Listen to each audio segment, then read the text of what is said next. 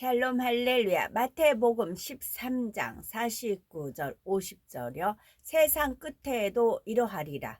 천사들이 와서 의인 중에서 악인을 갈라내어 풀무불에 던져 넣으리니 거기서 울며 이를 갈리라. 아멘. 하나님 보시기에 의인과 악인은 무엇인지 하나님의 말씀에 대입하여 영과 육을 구분함으로 육을 벗어버리고 영으로 들어가야 한다는 말씀입니다. 어린아이가 태어나면 정상적으로 성장하여 어른이 되어야 사회에서 인정을 받을 수 있듯이 주 안에서도 예수 그리스도를 영접하여 죄사함을 받고 의인이라 칭함을 받은 후에는 악을 버리며 하나님의 형상을 회복해야 영원한 천국에 들어갈 수 있습니다.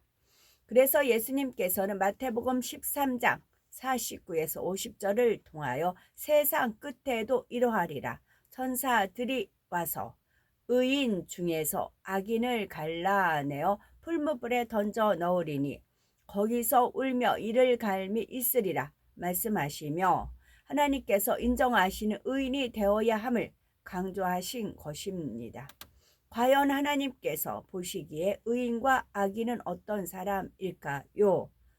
혹여 내가 의인인 줄 알았는데 악인은 아닌가? 라고 우리 각자를 점검하셔서 영과 육을 구분하고 하나님께서 인정하시는 의인이 되고자 힘써야 되겠습니다.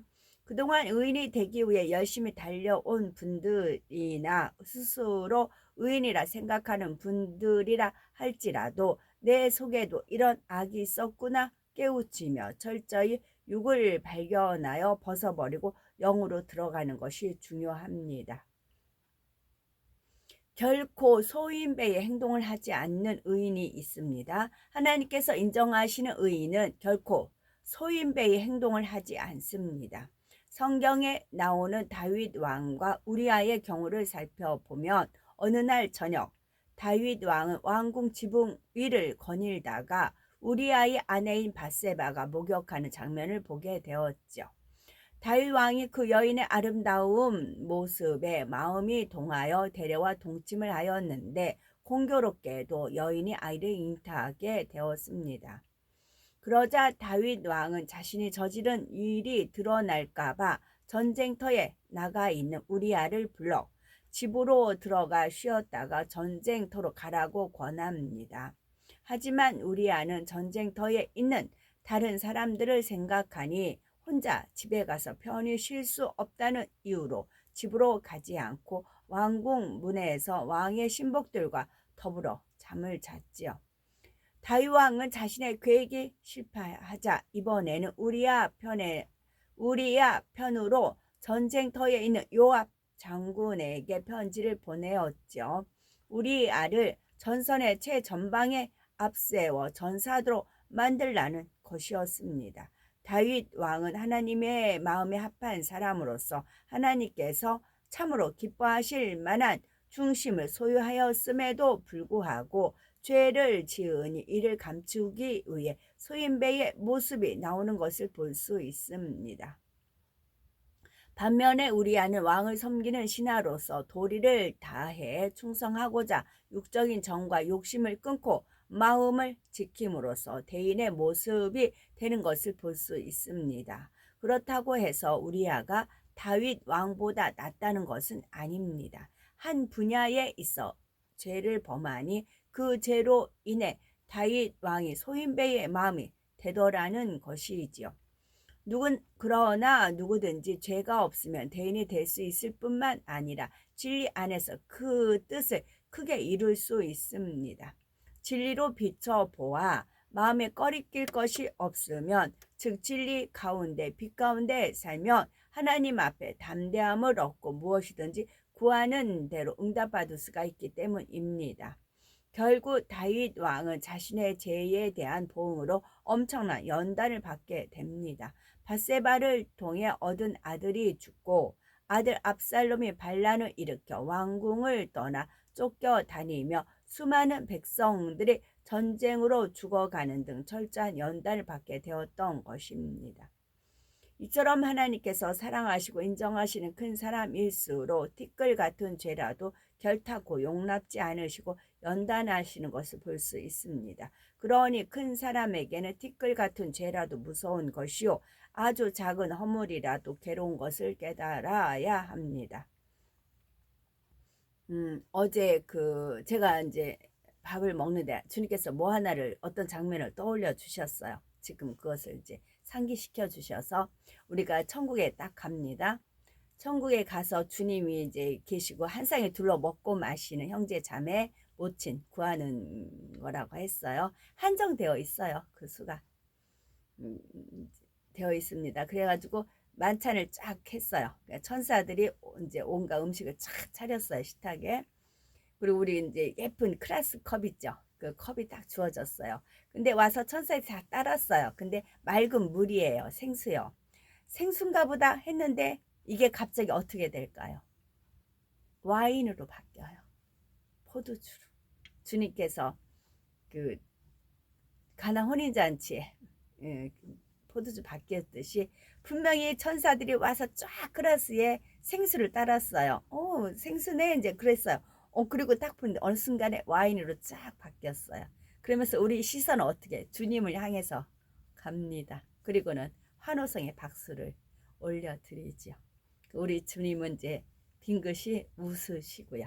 그러면서 주님께서 잔을 듭니다. 그럼 브라보, 누구의? 하나님의 영광을 위하여. 주님은 아버지의 영광을 위하여 올립니다. 아버지께 영광을 드립니다. 그럼 우리도 덩달아 아버지께 영광을 드리죠. 그럴 때 그 광경을 보신 아버지만 얼마나 뿌듯하고 흐뭇하시고 행복하시겠어요. 그 장면을 어제 이제 떠올려 주시더라고요. 멋지죠. 우리는 그걸 향해서 가는 겁니다. 주님은 우리와 얼마나 그 행복한 그런 삶을 살 것인가를 만반의 준비를 다 하신 겁니다. 그래서 제가 요즘 이제 많이 이제 그런 전에 쭉 주님과 제가 그 어려운 삶을 살았을 때 무슨 희망으로 살았겠어요. 주님께서 수혜 그때마다 우리 천국 가면 이렇게 하자 이렇게 하자 이렇게 하자 그런 추억을 가지고 제가 지금까지 버티고 왔잖아요. 이제 많은 분들이 이제 믿음 안에 들어오고 온전한 믿음 안에 들어오셨기 때문에 이제 주님께서 다시금 또 상기시켜 주시거든요. 제가 떠올려 주시는 대로 말씀드리겠습니다. 장차 우리가 누릴 행복입니다. 다시 읽어드립니다. 열왕기상 21장을 보면 무고한 백성에 대해 거짓 증언을 하는 사람들이 등장합니다. 북왕국 이스라엘의 아합 왕이 라봇의 포도원을 사려고 했으나 뜻대로 되지 않자 아합 왕의 아내 이세벨은 악한 괴계를 꾸몄지요. 머리가 아주 좋아요. 이런 쪽으로는 여자들.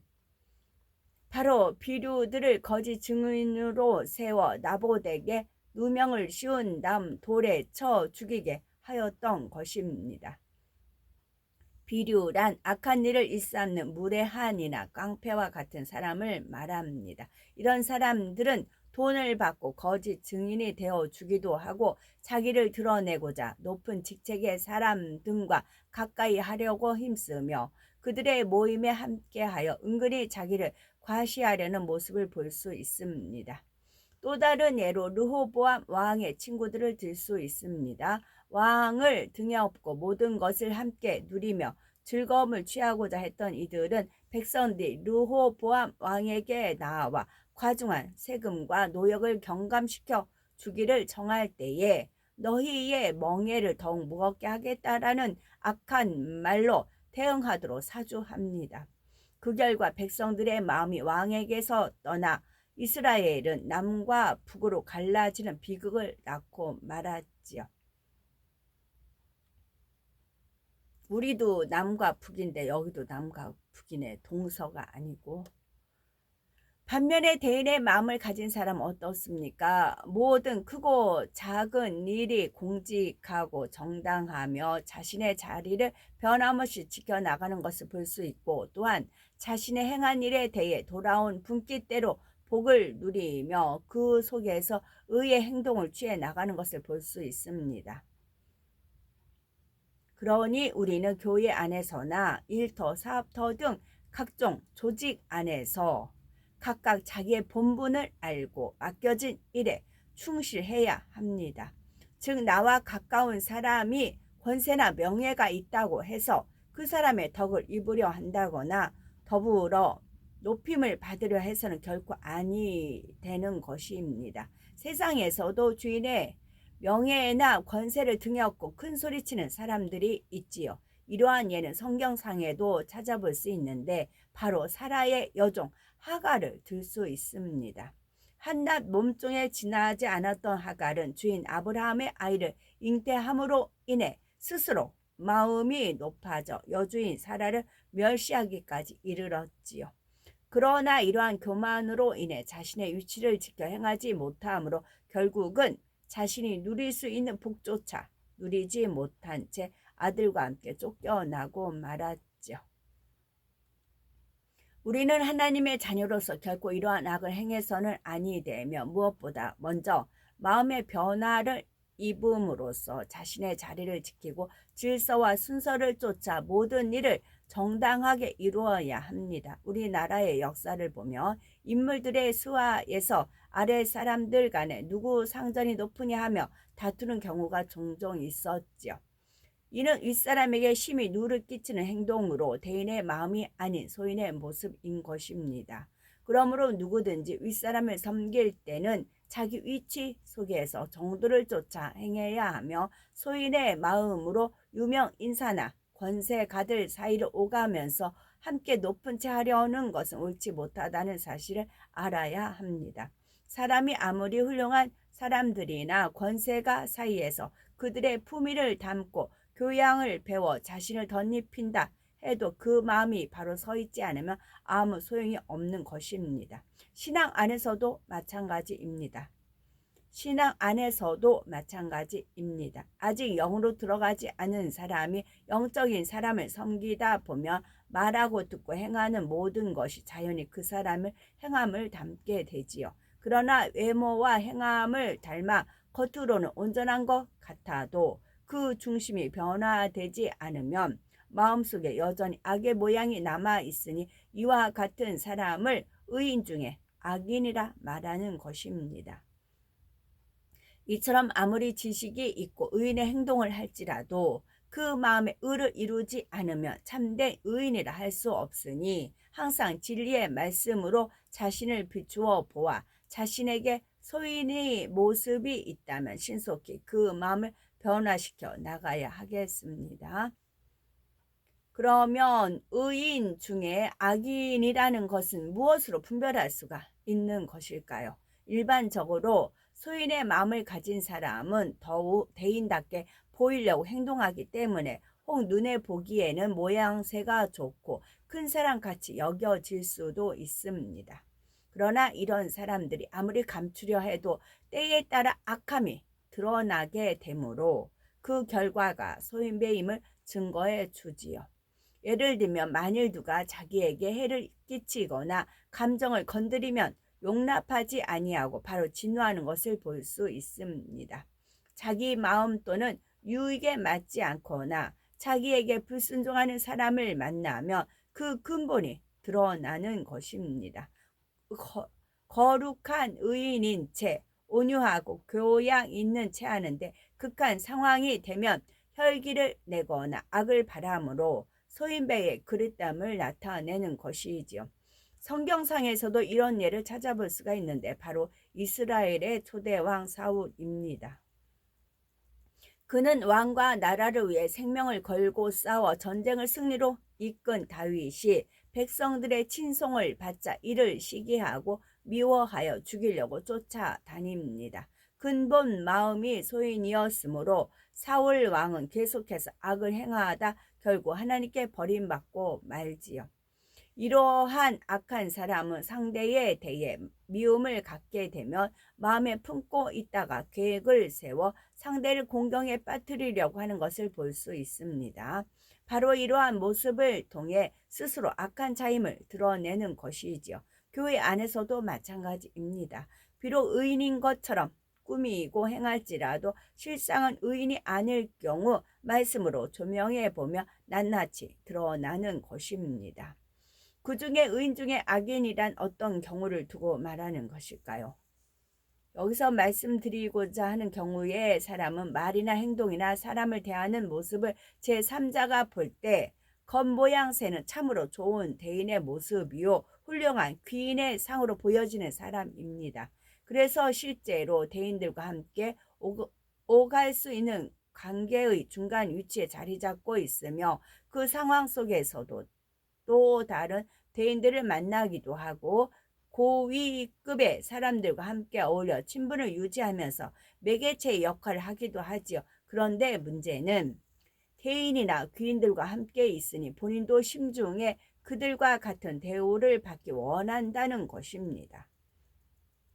하나님의 나라와 의를 이루는 데 있어서도 마찬가지입니다. 어떤 일을 이루기 위해 주어진 위치에서 의인과 만나고 함께하는 가운데 자신이 참으로 옳은 일을 하고 있다고 생각하게 됩니다. 그러나 그런 가운데 자기 계획 속에서 일들을 이루어내고 그것에 대해 칭찬 듣기를 원하며 자기의 유익을 쫓아 무엇인가 바라는 마음을 품는 것을 볼 수 있습니다. 그러므로 의인 같지만 진정한 의인이 되지 못하며 싹을 바라는 사람으로 끝나버리는 것이지요.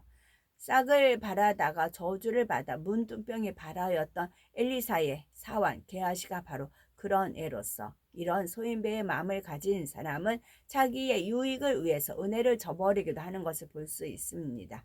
여기서 일일이 의인의 모습과 악인의 모습을 설명할 수 없으므로 우리가 분별하기 어려운 몇 가지 예를 들었으니 잘 양식 삼고 불같은 기도와 금식을 통해 또한 성령의 도우심과 위로부터 주시는 하나님의 은혜와 능력을 힘입어 온전한 의인으로 변화되어야 되겠습니다. 그리하여 마태복음 7장 16에서 18절 말씀한 대로 아무리 겉으로는 의로워 보이고 거룩해 보일지라도 그 열매가 악하고 추하다면 의인의 옷을 입은 악인이라는 사실을 깨달아 소인배의 감정을 벗어내고 큰 마음과 의롭고 진실한 모습으로 참된 의인의 대열에 들어간 우리가 되어야 되겠습니다. 아멘.